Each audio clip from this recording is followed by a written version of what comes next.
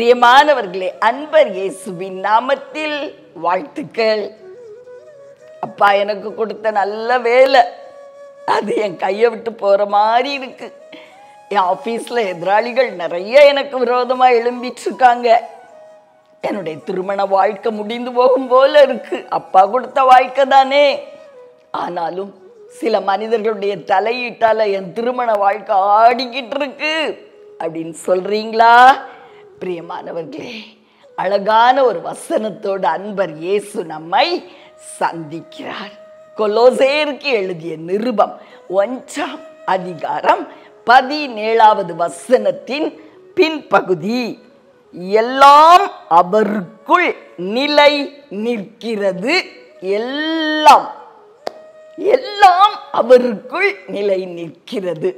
என்ன ஒரு அழகான வார்த்தை பாருங்கள். சர்வலோகமும் சர்வ சிருஷ்டியும் வானமண்டலத்தின் எல்லா கிரகங்களும் கோள்களும் நட்சத்திரங்களின் லட்சியமும் சூரியனும் சந்திரனும் அவருக்குள் நிலை நிற்கிறது. வார்த்தையால தானே உருவாக்கப்பட்டுச்சு. வார்த்தையாகி அவருக்குள் எல்லாம் ஊன்ற கட்டப்பட்டு இருக்கிறதாம்.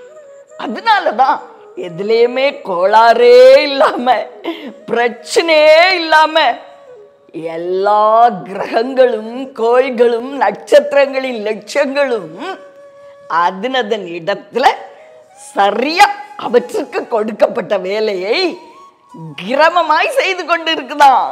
பிரியமானவர்களே, நாமும் அவருக்குள் தான் நிலை நிற்கிறோம். நம்ம எங்க இருக்கிறோம்? அவருக்குள் என்று வேதம் சொல்லுகிறது. அப்போஸ்தலர் 17ஆம் அதிகாரம் 28வது வசனம் சொல்லுகிறது, நாம் அவருக்குள் பிழைக்கிறோம், அவருக்குள் அசைகிறோம், அவருக்குள் இருக்கிறோம். என்ன ஒரு அழகு பாருங்கள், யோசிச்சு பாருங்க. அவருக்குள், வார்த்தையாகிய அவருக்குள், இரத்தமாகிய அவருக்குள் நம்ம ஊன்ற கட்டப்பட்டிருக்கோம். இப்ப சொல்லுங்க, உங்க வேலை அசையுமா? உங்க வேலை அவருக்குள் வைக்கப்பட்டிருக்கு, ஊன்ற கட்டப்பட்டு இருக்கிறது.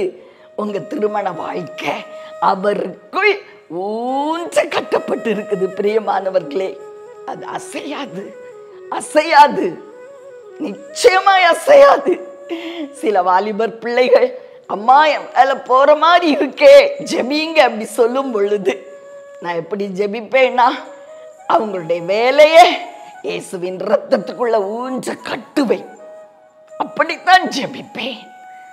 ஊன்ற நாம் அவருக்குள்ளாய் கட்டப்பட்டு இருக்கிறோம், அவருக்குள் நிலை நிற்கிறோம். இந்த சந்தோஷத்தோட இன்னைக்கு நீங்க உங்க வேலைக்கு கடந்து போங்க. பிரியமானவர்களே, தேவன் தாமே உங்களோடு கூட இருந்து உங்களை ஆசீர்வதித்து பெருக பண்ணுவார். உங்களுக்காக ஜெபிக்கட்டுமா? அன்பின் பரலோக தகப்பனே, அருமையான எங்கள் நல்ல ரட்சகா நாதா, நாம் அவருக்குள் நிலை நிற்கிறோம், அசைய மாட்டோம் அப்படிங்கிற அந்த சத்தியம் எங்களுக்கு எவ்வளவு சந்தோஷத்தை கொடுத்தது நாதா. அப்பா, எங்களுடைய வாழ்க்கையின் ஒவ்வொரு கடினமான பாதையிலும் நாங்க உங்களுக்குள் நிற்கிறோம், நிலை நிற்கிறோம் அப்படிங்கிற அந்த சந்தோஷம் எங்களுக்குள்ள காணப்படட்டும் நாதா.